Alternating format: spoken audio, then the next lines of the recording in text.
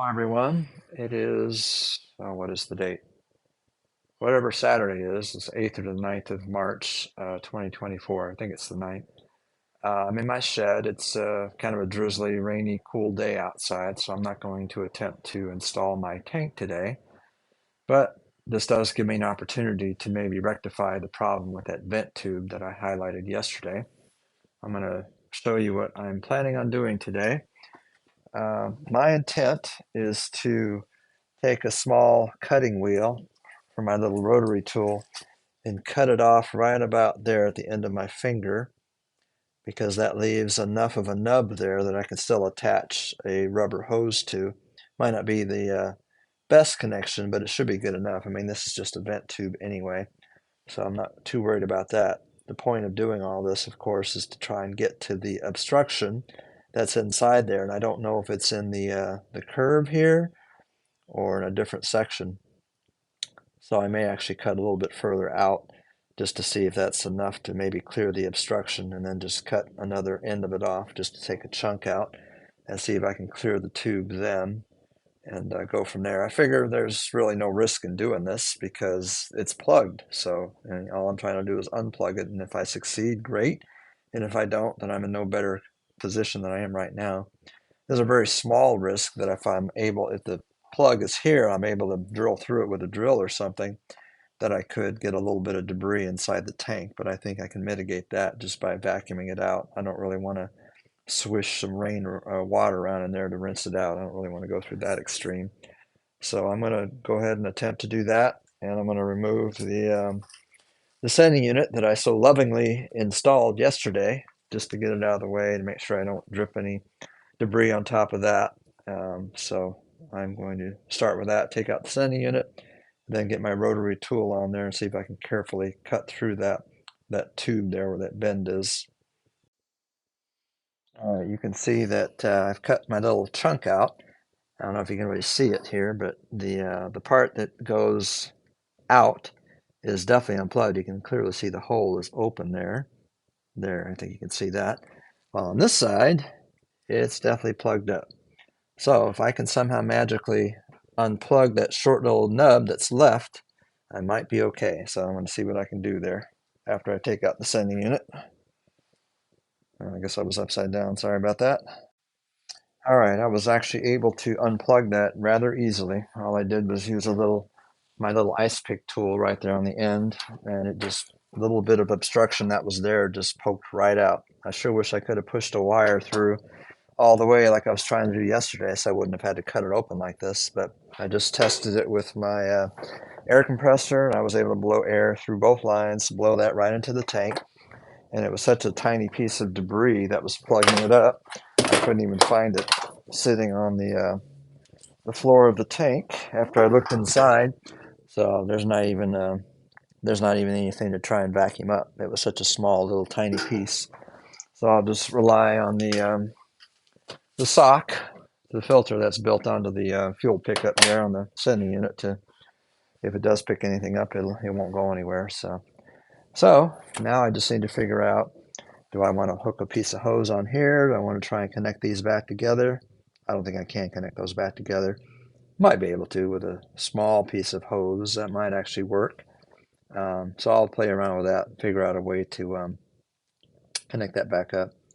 I mean, I could literally just leave it open like that too, but I don't really want to do that. So we'll see what I come up with. All right, I guess it was a blessing in disguise that I decided to stop working when I did yesterday, because that gave me the time to sleep on this and come up with a solution, and it actually worked. By cutting out the little part that had the clog in it, clearing the clog, I replaced the bend with a small, tiny little piece of rubber hose here that fits, same size as this. Um, and I tested it to make sure air is actually flowing through it, because it does look like it's a little bit kinked, but it still allows air to flow through it, so it'll do its job.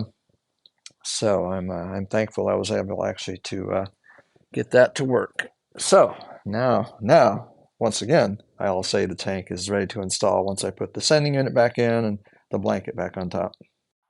Hey folks, it is the morning of the 10th of March, 2024. It's a very windy day, but the sun is out and the rain is done for a while. So in spite of the wind, I plan on installing my gas tank today. I'm super excited because that means I should be able to take this thing for its first maiden voyage in many, many, many years later today, if all goes well. Yesterday in the rain, I did do a little bit of more work on that gas tank in the shed. I removed the sending unit, and I actually cut out a small little piece of the vent tube, and I got that fixed. I documented that on separate videos. I'll just tack that onto these. Sorry, that's repetitive. The other thing I did though is I did a little more work inside the dash, on the dash inside the car. Finished that clock plate that goes all the way across. I cleaned it in my bathtub and then used Q-tips to clean it up real good. Cleaned the clock up too. Took it apart. I was hoping I might actually get it working. The mechanical part of the clock seems to work fine, but the little solenoid thing that winds it up is not working. So that's a project for the future. I was just thought I might get lucky, but I didn't. But that's okay. It looks a lot better now. So I'll show you what that looks like with the dash is completely assembled. I realized though that I did that kind of haphazardly with the dash. I cleaned some parts thoroughly, like I just described, with this part right here that's now installed. Looks very nice. It's all clean. It was really nasty before. But what I didn't do yet is clean surfaces like that and whatnot. So I still got more cleaning to do, and I didn't clean those vents there. And I should have because I had all that apart. And just, like I said, I did things kind of haphazard, but that's okay. Like I said, this is a multi-year project. Restoration right now, it's just a resurrection, as I like to call it. Oh, and I also got that center pad on the steering wheel. That looks a whole lot better. Unfortunately, the Continental Star is not rotated in the correct position, which I'm surprised because it's indexed inside there. You can only put it in one way, so I'll have to eventually pop that out and figure that out again. That's just very minor stuff. So right now I'm going to open up my shed and get my gas tank under the car and start that process of installing it.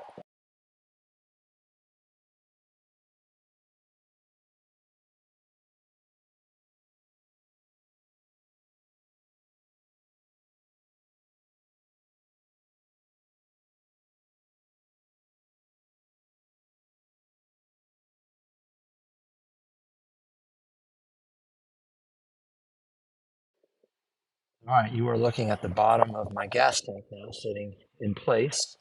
I don't have the straps tightened down all the way yet. They're very loose, and I think I'm going to leave them that way while I work on getting the filler tube in. I think I might be able to use the extra play that I can jiggle it around to help get that tube inserted before I tighten it all down. On the other hand, maybe I do need to tighten it down to raise the tank completely in place. I don't know. I'm going to try and insert the tube now anyway.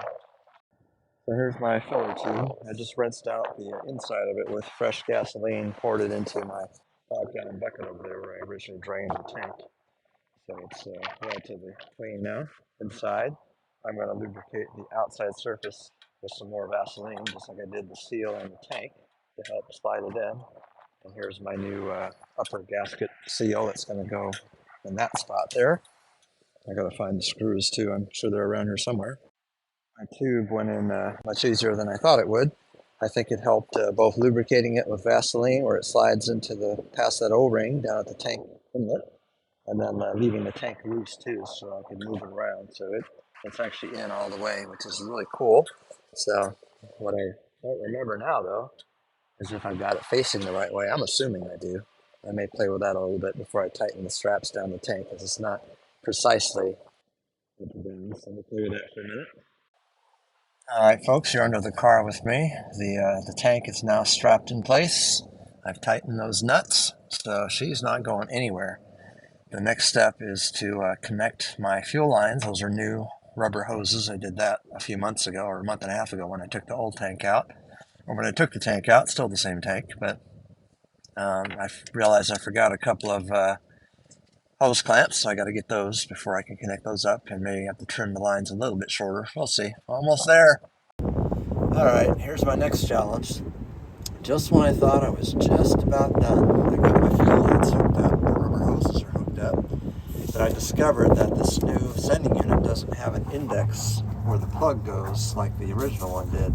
So the plug doesn't fit on there because it's got this notch on the inside. Let's see if I can show it to you.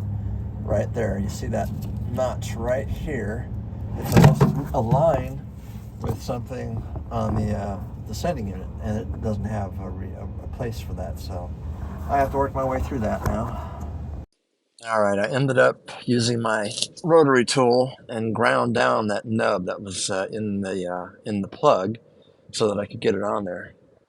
The reason for that notch, of course, is so that the plug would only fit on the sending unit one way, the correct way. However, this new sending unit wasn't set up for that. So I have to assume that I've got it plugged in correctly. I'll find out soon enough. Right now, if I turn the ignition on, I should have a red warning light on the fuel gauge since it has no gas in the tank yet. But this is really the only way that it really could fit, is the way you see it now. So hopefully that works out. So now I'm going to go up top, finish securing the filler tube, and then I'll start cleaning up, pour some gas in here, and test everything out before I take it off the jack stands for a drive. All right, for all practical intents and purposes, the gas tank installation is now complete. Got my new gas cap on here. The outer part here is indexed properly with the word top up here where it should be. I had to drill a couple of new holes here for this to fit right. I actually had to put Vaseline on the mounting surface right there for this gas cap. It's so tight. It's a brand new one. And it was a little too hard to turn, so that's good. So now I'm just going to start cleaning up, putting things away, and then I'm going to walk across the street to the Valero gas station and put some gas in the tank and see how we do.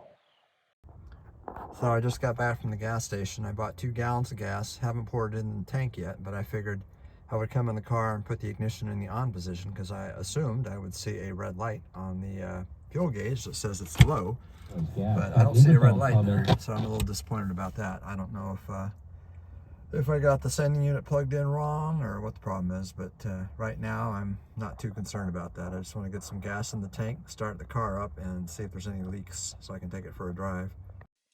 All right, I've just completed adding 6 gallons of gas to my tank now. No leaks so far, which I wouldn't expect at this point.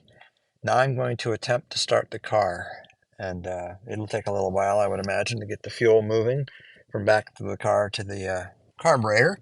So we'll see what happens. Here we go. Wow, didn't expect it to start that fast.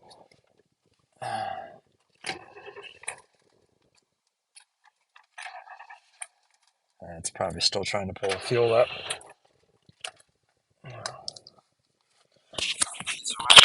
Hopefully it switches to the microphone. Yeah, so you can hear the car.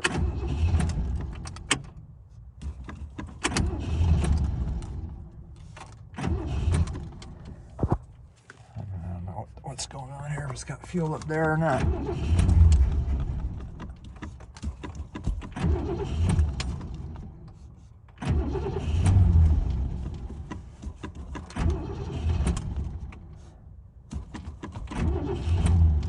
Maybe I should have just let it crank without the ignition in place so it wouldn't try to start prematurely.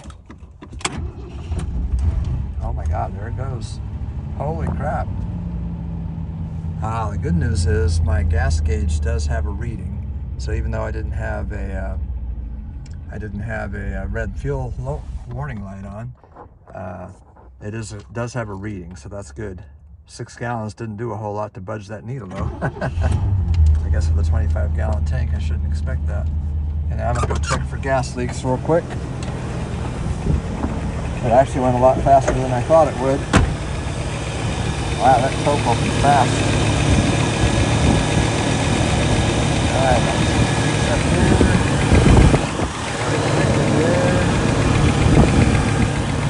Good. Check the back real quick. Let's see. Grab a flashlight. Not really much you can see here anyway. As long as I don't see gas leaking on the ground, I think we'll be all right. And I don't.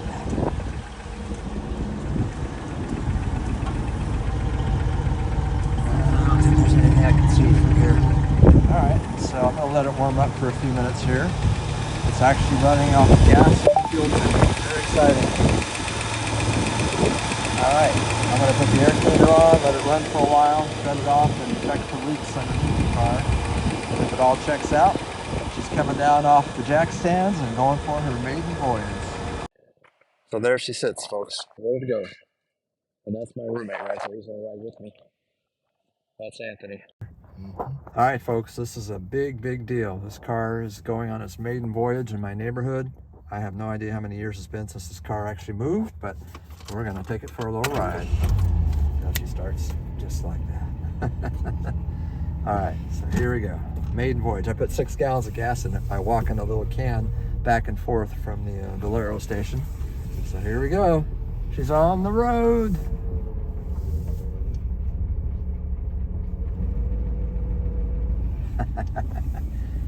Look at that. First time she's been on the road in forever. Good.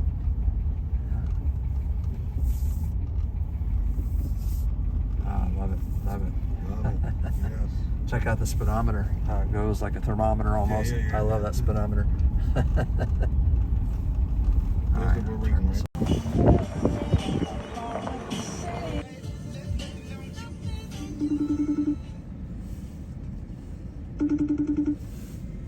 Ten spot.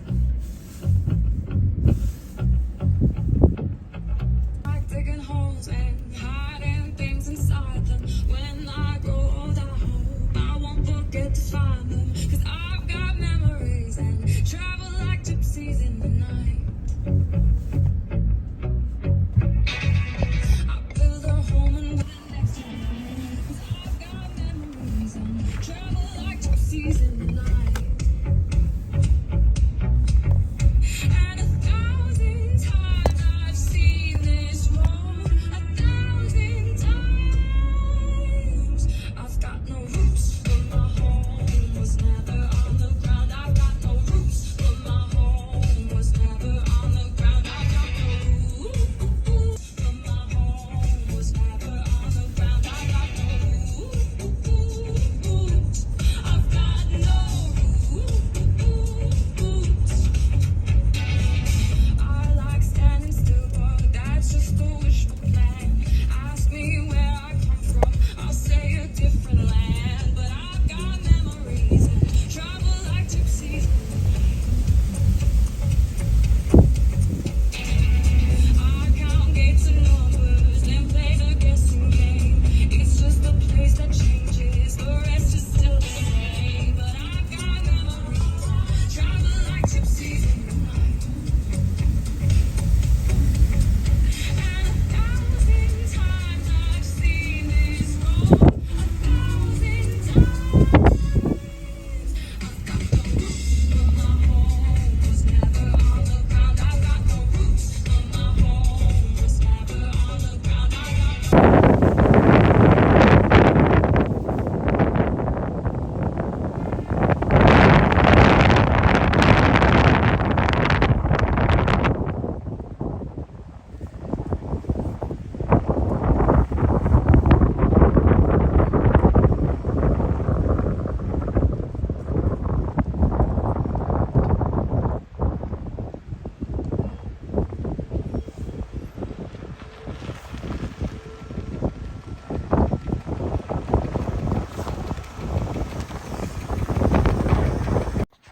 All right, folks, I just wanted to wrap this up real quick from inside the comfort of my living room because it got really windy outside here. I had a squall come through. But boy, this was a day of days. I am so happy. I actually got to drive my project car around the block. I put 2 or 3 miles on it. Went to the gas station across the street, put about 10 gallons in it. Only brought it up to not quite halfway, but at least my gas gauge is working, so I'm happy about that. Definitely have some tweaking to do under the engine. Got some bad hesitating going on there, so imagine the carburetor needs some adjusting and maybe the timing. But the brakes work great. She's really quiet. All you really hear is the tick, tick, tick from that noisy valve lifter under the hood. But what a joy it was to drive that car. So I just had a ball. Thank you for joining me on this journey.